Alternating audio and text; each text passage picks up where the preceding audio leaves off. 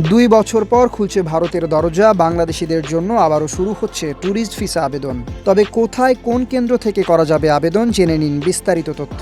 দীর্ঘ অপেক্ষার পর বাংলাদেশিদের জন্য চালু হচ্ছে ভারতের পর্যটন ভিসা। আগামী 28 জুন রোববার থেকে শুরু হবে এই নতুন আবেদন কার্যক্রম।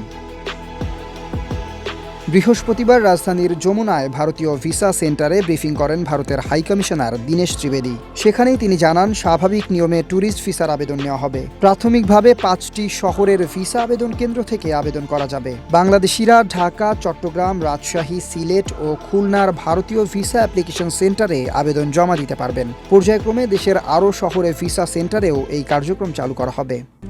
RICL TMX, যুগের পর যুগ স্থাপনা থাকে মজবুত।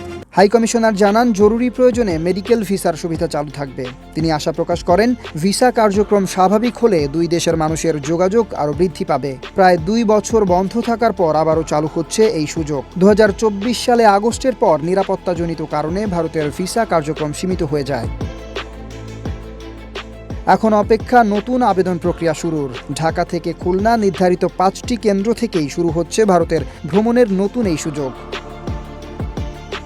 Desk report, Dhaka post.